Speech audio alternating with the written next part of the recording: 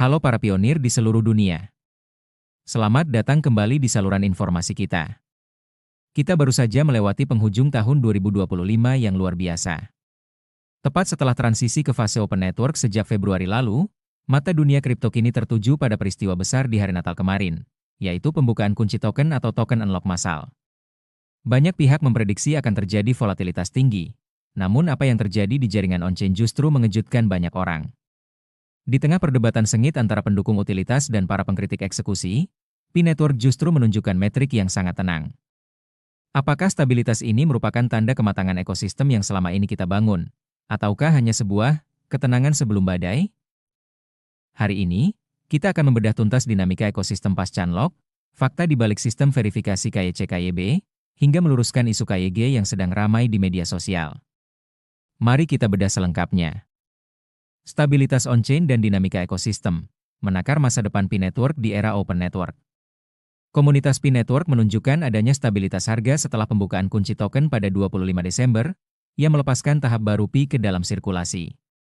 Unggahan dari pihak komunitas menggambarkan periode setelah pembukaan kunci tersebut sebagai masa yang tenang, tanpa adanya laporan lonjakan tajam.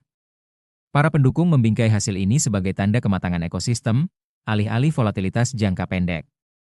Di saat yang sama, para pengkritik menggunakan momen ini untuk menyuarakan kembali kekhawatiran mengenai lini masa, transparansi, dan fase pengujian yang berkepanjangan. Diskusi ini mengubah berita terbaru Pi menjadi perdebatan yang lebih luas tentang kemajuan versus kesabaran. Pembukaan kunci token menimbulkan reaksi beragam. Pembukaan kunci di bulan Desember menambah pasokan ke dalam ekosistem. Anggota komunitas mengatakan bahwa peristiwa ini menguji perilaku pasar. Menurut beberapa unggahan, harga tetap stabil setelah perilisan tersebut. Pendukung berargumen bahwa hal ini mencerminkan utilitas yang terus tumbuh dan permintaan internal. Namun, P-Network belum memiliki harga pasar resmi. Akibatnya, referensi terhadap harga koin Pi atau nilai koin Pi bergantung pada pelacakan komunitas, bukan data bursa, exchange, yang terkonfirmasi. Hal ini membatasi kemampuan untuk memverifikasi klaim stabilitas secara independen.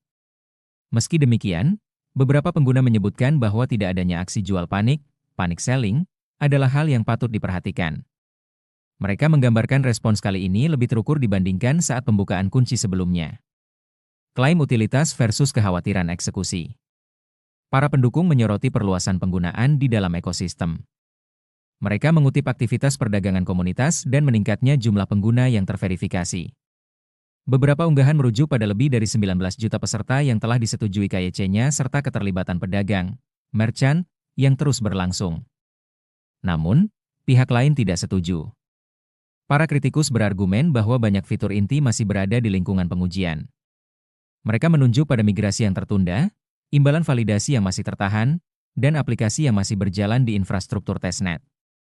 Bagi para pengguna ini, narasi harga yang stabil tidak menutupi keterlambatan eksekusi. Perpecahan ini telah menjadi tema berulang dalam berita Pi. Satu sisi memandang peluncuran yang lambat sebagai pengembangan yang hati-hati, sementara sisi lain melihatnya sebagai risiko terhadap relevansi di pasar yang bergerak cepat. Debat komunitas memanas setelah pembukaan kunci. Pembukaan kunci token ini juga menghidupkan kembali perdebatan seputar bursa dan hak asuh, kustodi. Beberapa tokoh komunitas memperingatkan agar tidak menggunakan platform terpusat, sementara yang lain menolak klaim tersebut dan menganggapnya sebagai opini semata, bukan fakta.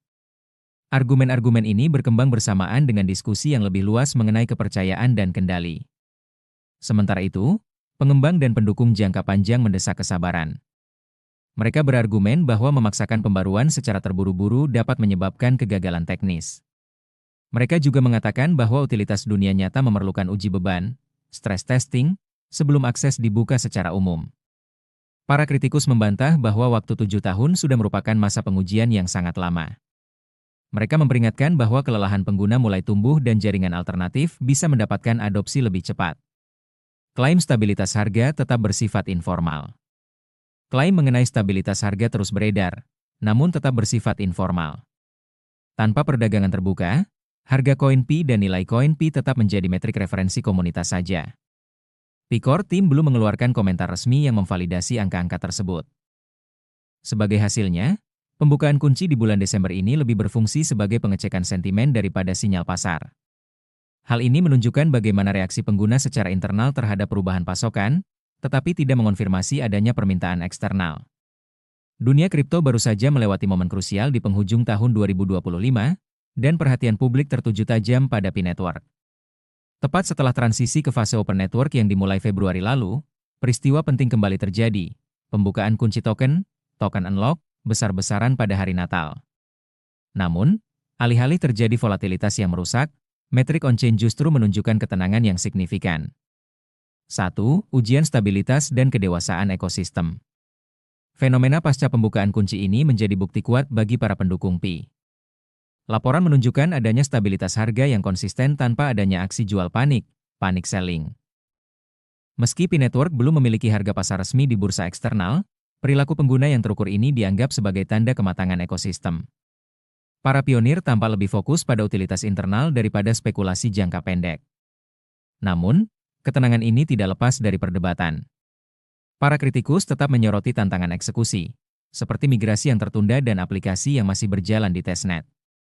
Ini adalah dinamika antara pembangunan yang hati-hati melawan risiko relevansi di pasar yang bergerak cepat. Dua fondasi kepatuhan, KYC dan KYB sebagai pilar utama. Salah satu alasan di balik stabilitas ini adalah sistem verifikasi identitas Pi yang sangat ketat. Pi Network secara resmi membangun fondasi kepercayaannya melalui dua pilar utama. KYC, Know Your Customer, memastikan lebih dari 19 juta pionir adalah manusia asli, mencegah akun palsu, dan menjaga integritas jaringan. KYB, Know Your Business, verifikasi bagi para pelaku usaha agar dapat berintegrasi secara sah dengan blockchain Pi, menciptakan jembatan bagi perdagangan dunia nyata yang patuh hukum. Menariknya, muncul istilah KYG, Know Your Government, di kalangan komunitas. Meskipun sangat populer di media sosial sebagai visi integrasi tingkat negara, penting untuk dicatat bahwa KYG saat ini hanyalah aspirasi dan spekulasi komunitas, bukan fitur resmi dari core team. Fokus utama Pi tetaplah pada validasi individu dan bisnis untuk membangun utilitas yang nyata. 3. Menuju tata kelola terdesentralisasi yang bertahap. Seiring dengan berkembangnya jaringan yang kini melibatkan puluhan juta pengguna, diskusi mengenai tata kelola on-chain mulai memanas. Berbeda dengan narasi spekulatif tentang voting AI otomatis yang beredar di forum, realitasnya Pi Network masih berada dalam fase desentralisasi progresif. Hingga saat ini, keputusan besar masih dipandu oleh core team dengan menyerap masukan luas dari komunitas melalui saluran off-chain. Langkah menuju tata kelola on-chain yang sesungguhnya, di mana pionir dapat melakukan voting langsung pada blockchain, tetap menjadi tujuan jangka panjang. Pi Network memilih untuk membangun basis pengguna yang terverifikasi dan utilitas yang stabil terlebih dahulu sebelum menyerahkan kontrol sepenuhnya kepada sistem voting terdesentralisasi. Singkatnya, berita terbaru Pi mencerminkan pola yang sudah tidak asing lagi. Pendukung melihat stabilitas dan kemajuan, sementara kritikus melihat penundaan dan pertanyaan yang tidak terjawab. Pembukaan kunci token bulan Desember tidak menyelesaikan ketegangan tersebut, tetapi membawanya kembali ke pusat perhatian. Apakah Pi Network dapat mengubah stabilitas internal ini menjadi eksekusi yang lebih luas? Kemungkinan besar akan menentukan fase proyek selanjutnya. Stabilitas yang terlihat pasca token unlock Desember 2025 ini menunjukkan bahwa strategi utilitas dulu, likuiditas kemudian, mulai membuahkan hasil. Pi Network tidak sedang mencoba menjadi proyek kripto yang tumbuh cepat karena hype, melainkan ekonomi digital yang tumbuh karena kepercayaan dan kepatuhan. Meskipun spekulasi komunitas seperti KYG terus mewarnai diskusi, kekuatan utama Pi tetap terletak pada jutaan pionir terverifikasi dan ribuan pedagang yang telah siap menggunakan Pi sebagai alat tukar. Perjalanan menuju tata kelola yang sepenuhnya terdesentralisasi masih panjang, namun fondasinya telah diletakkan dengan sangat kuat. Pionir, dari seluruh data yang kita bahas tadi, jelas terlihat bahwa Pi Network sedang memainkan permainan jangka panjang. Strategi, utilitas dulu, likuiditas kemudian, mulai menunjukkan hasilnya melalui stabilitas harga informal yang terjaga, meski pasokan token terus bertambah. Namun, kita tidak boleh menutup mata bahwa tantangan eksekusi masih ada. Pertarungan antara pembangunan yang hati-hati melawan kecepatan pasar akan menjadi penentu di fase berikutnya. Satu hal yang pasti, kekuatan sejati Pi bukan terletak pada hype atau spekulasi seperti isu KYG, melainkan pada tangan Anda, jutaan pionir dan ribuan pedagang yang sudah terverifikasi secara resmi. Inilah awal dari desentralisasi progresif. Kita sedang membangun ekonomi digital yang berlandaskan kepercayaan, bukan sekadar angka di bursa. Bagaimana pendapat kalian mengenai stabilitas harga pasca unlock kemarin? Tuliskan opini kalian di kolom komentar di bawah. Jangan lupa klik like, subscribe, dan nyalakan lonceng notifikasi agar tidak ketinggalan update terbaru di era Open Network ini. Sampai jumpa di video berikutnya. Salam pionir.